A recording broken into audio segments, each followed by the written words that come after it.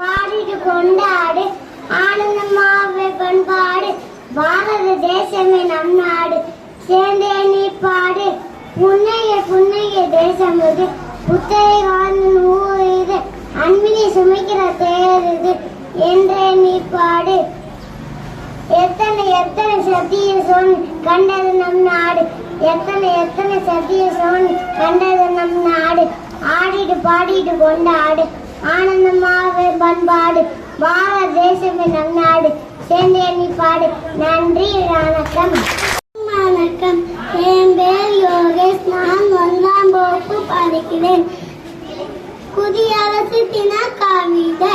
நம் தேசம் இந்திய தேசம், நம் மக்கள் இந்திய மக்களே, ஒன்றுபட்டு செயல்படுவோம். வாழ்க பாரதம், வாழ்க மாதரம். இனிய குடியரசு தின நல்வாழ்த்துக்கள். நன்றி, வணக்கம். என் பெயர் ஸ்ரீ அபினேஷ். நான் 2ஆம் வகுப்பு படிக்கிறேன். இனிய குடியரசு நல்வாழ்த்துக்கள். அடக்கும் மாணிக்க அரசு ஆண்டான் அடிமை வேறு இல்லை, இன்று மன்னர் எவரும் இல்லை, ஈண்டு பிரிவினை எண்ணமில்லை, உணவை மறிக்காத உள்ளமில்லை, ஊக்கம் இழுங்க நெஞ்சமில்லை, எல்லை வீர போற்ற நாடும் இல்லை, ஏற்ற தாழ்வு நாடு முழுவதும் இல்லை, ஐயமர அரணேறு பிறழ்வு இல்லை, ஒற்றுமை பாலும் பேறு இல்லை, ஓடி உழைத்திட மறுத்தது இல்லை, அவரது மலர் அப்பை மறந்ததே இல்லை,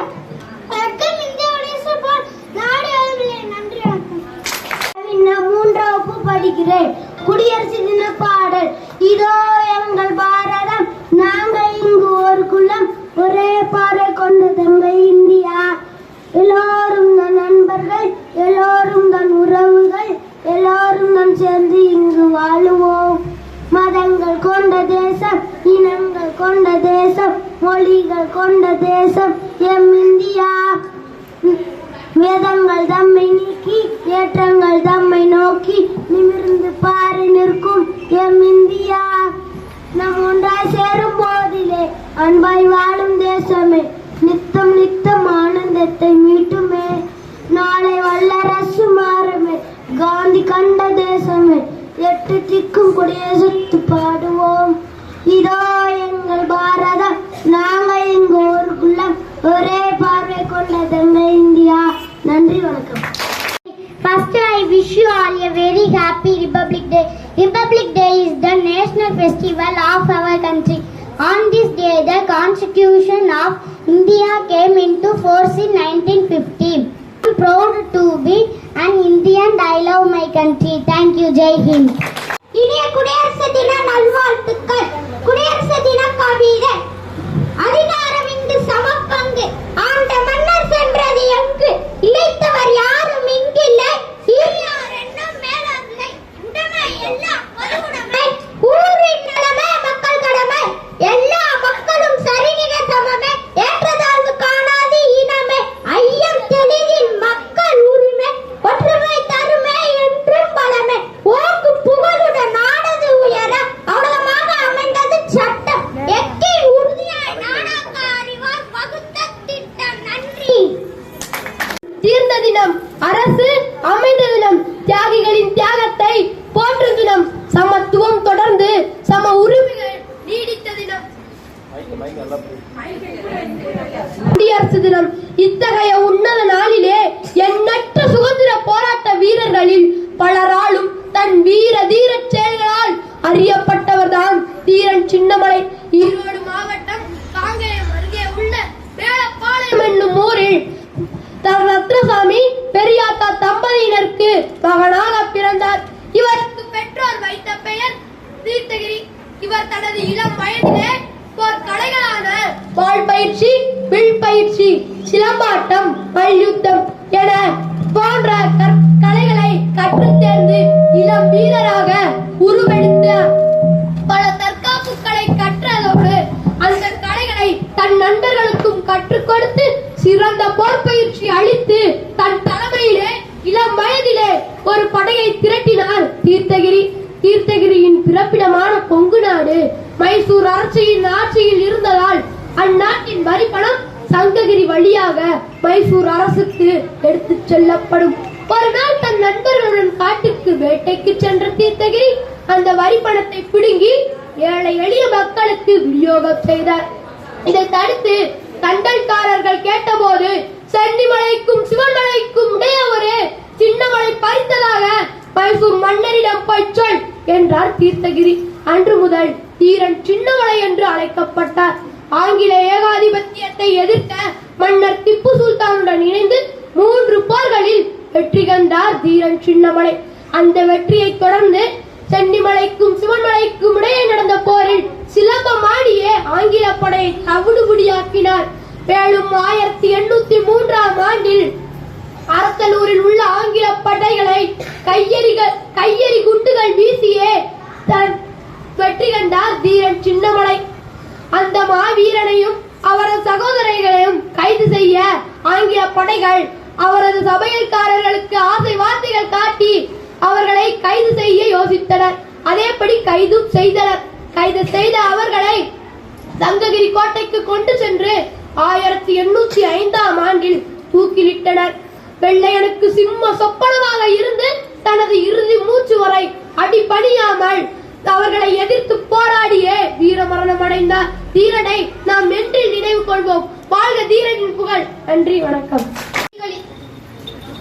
பிறந்து சிறந்த மொழிகளிலே சிறந்தே பிறந்த மொழியாகிய எம் தாய்மொழியாம் செந்தமிழ் மொழிக்கு எனது முதற்கண் வணக்கத்தை தெரிவித்துக் கொள்கிறேன். அனைவருக்கும் வணக்கம். மன்னராட்சிக்கு முற்றுப்புள்ளி வைத்த தினம், ஆனந்தமான மக்களாட்சி மலர்ந்த தினம், அடிமை விலங்கை உடைத்த தினம், அண்ணல் அம்பேத்கர் சட்டம் வகுத்த தினம், நம் பாரதம் குடியரசாக மாறிய தினம்.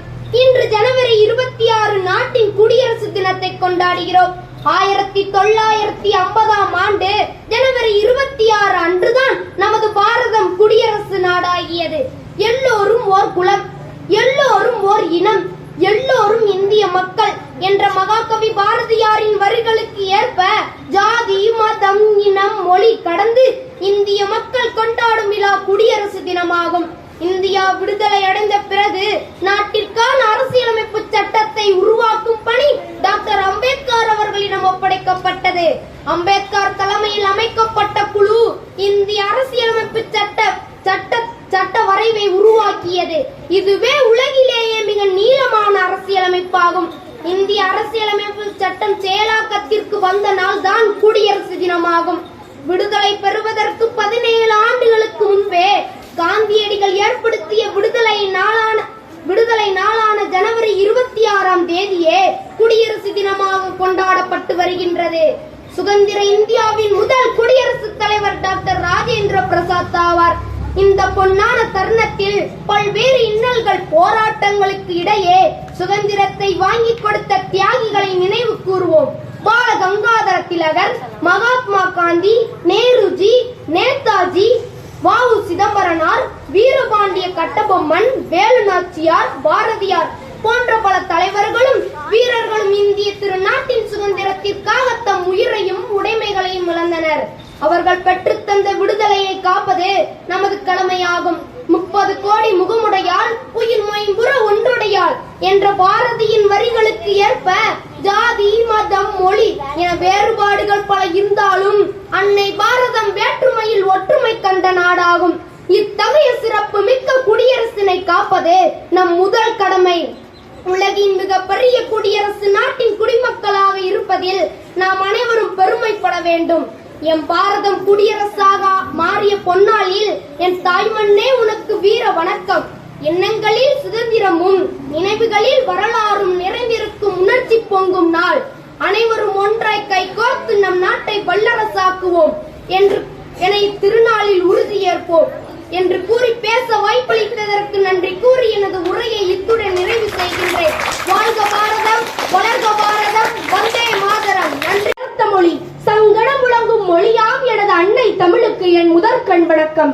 வெள்ளை மனம் கொண்டவர், குழந்தைகள் மனம் வென்றவர், நாட்டுக்கு உழைத்த நல்லவர், சுதந்திர இந்தியாவின் முதல் பிரதமர், மனிதருள் மாணிக்கமானவர், அவரே எங்கள் ரோஜாவின் ராஜா ஜவஹர்லால் நேரு.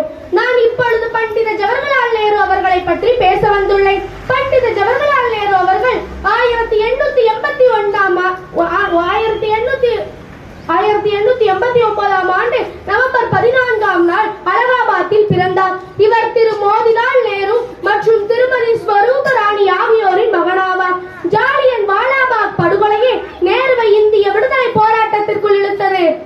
மகாத்மா காந்தியை அரசியல் குருவாக ஏற்றவர். ஒத்துழையாமை இயக்கத்தில் பங்கெடுத்ததற்காக 1921 நேரு முதல் முறையாக சிறைக்கு சென்றார். 9 வருடங்கள் சிறையில் கழித்தார். 1922 காந்தி இந்தியர்கள் தங்களுக்கான அரசியலமைப்பு சட்டத்தை தாங்களே உருவாக்க வேண்டும் என்ற கருத்தை கூறினார்.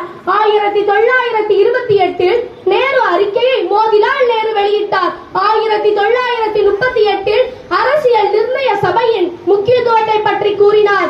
இந்தியாவை இந்தியர்களால் ஆட்சி செய்ய முடியாது என்ற உலகத்தாரின் வார்த்தைகளை மாற்றி காட்டியவர் நேரு. சுதந்திர இந்தியாவின் முதல் பிரதமராக நியமிக்கப்பட்டார் நேரு. அவரது ஆட்சியின் இந்தியாவின் பல திட்டங்களை தீட்டி நாட்டை முன்னேற்ற சென்றார். அவரது பஞ்சசீல கொள்கை, அணிசேரா கொள்கை போன்றவை நம் நாட்டை உயர்ந்த நிலைக்கு கொண்டு சென்றன. இதனால் தான் நேரு நவீன இந்தியாவின் சிற்பி என்று அழைக்கப்படுகிறார்.